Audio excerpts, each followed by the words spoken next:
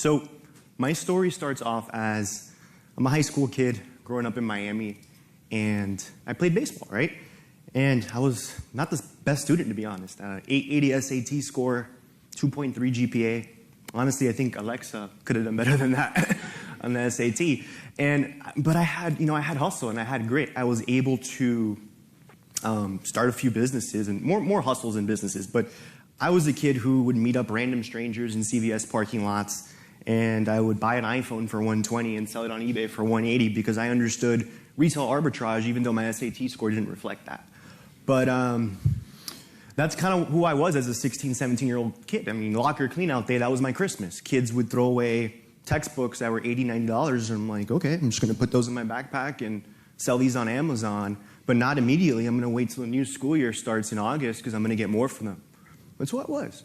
So it was kind of in my blood to start with, but you know, the grades and the scholastic achievements, that wasn't me, right? One day I get a call, and FSU wanted me to play baseball. I played baseball in Miami, but it wasn't Florida State University. It was Fitchburg State University. Fitchburg State University is a university. It's about an hour away from Boston, and it was cold. And being in Miami my whole life, growing up there, snow up to your knees, -3-degree weather every other day. So I wasn't really a big fan of that. So I said, you know what? I don't want to do this. I had friends who were going to FSU, and they were having the time of their life. And I'm like, that's where I want to be. So I actually had to go to TCC for about a year in order to get some credits to transfer over to Florida State. And then once I got admitted into the program, I sat down with my admission counselor, and she goes to me, Chris, you don't have the requirements to get into the School of Business. It's going to take you 6 years to get a 4-year degree. How do you wish to proceed? And I said, ma'am, I love business and I love entrepreneurship, but there's no way I'm going to spend 6 years to get a 4-year degree. What are my options?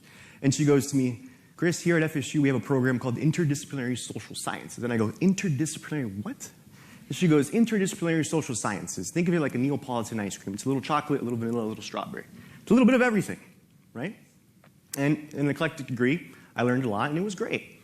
And my time at FSU, I stayed very busy, and I kind of took the same principles that I did in high school. I was a hustler. I was always starting businesses, always trying to make an extra buck wherever I could. So I actually taught myself how to be a certified personal trainer. I got the books. Took me about a year, and that was like honestly the first time I ever read a textbook cover to cover. I learned like human anatomy, physics, physiology, like everything. And I would actually sneak into gyms while I was here at FSU, like the apartment gyms, and I would get my clients like that. And I would basically have a clipboard, and I would go, hey, I'm a personal trainer here in the area. Would you like to sign up for a free workout? And they'd be like, yeah, sure. Name, email, phone number. Okay, cool. Tomorrow I'll see you at 2. And I give them the best workout of their life, and then I basically pitch them my services. Like, yeah, I charge $25 an hour. If you don't, I do meal plans too.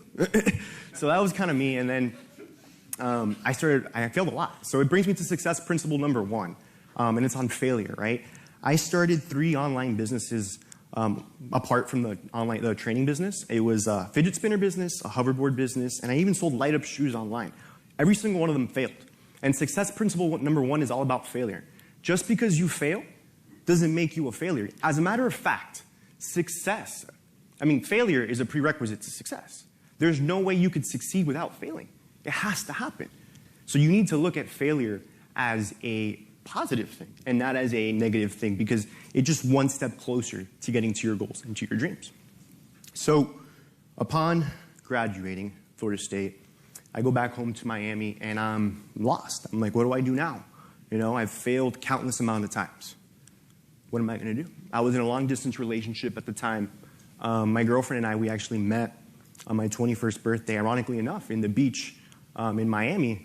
And she was up in New York, and she goes to me, hey, Chris, if this relationship's going to work, we got to be living in the same city together because it's not going to work much longer.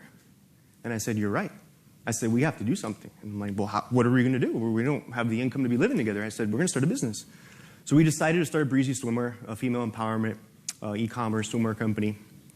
Our first month, April of 2018, when we launched, we did $2,000 in sales. Month number 2, we did $95,000. Month number 3, we did $154,000. And by the end of the summer, we were not only living together, but we had an office and working together every single day. So it was a pretty crazy story how we started. And it just keeps getting better every day. And it was a struggle and a grind. But most importantly, and this brings me to success principle number 2, is understanding your why, right? What's your why? And my girlfriend was my why, right? Because if you don't have a why, when that alarm clock goes off in the morning and it says 6 o'clock, you're just going to hit snooze. But when you have a why, when you have a reason for what you do, it's a lot easier to get up and go do what you got to do, right? And, Breezy Swimwear has been an incredible journey for us, and building the skill sets within the business necessary to succeed has always been a challenge. But I think the biggest thing entrepreneurs often don't realize is the transition between working in a business to working on a business. And that's something that I had to learn myself, from doing everything to then hiring people to then that metamorphosis of from going to working in to on. It's very difficult. And I'm going to close here by defining what entrepreneurship is and what it takes to be an entrepreneur, because I think a lot of people have it twisted. They don't understand what it means to be an entrepreneur, right? It's not about putting it in your Instagram bio that you're an entrepreneur and taking a picture next to a private jet or a Lamborghini that you saw on the street in Miami Beach. No. Being an entrepreneur is extremely difficult. You have to have extremely high levels of resilience, dedication, and determination. And it challenges you in ways that you can't even think of, right? And I'll leave you with this. It's extremely difficult to be an entrepreneur, but it doesn't matter where you are today. What matters is where you want to go and the price you're willing to pay to get there. Thank you.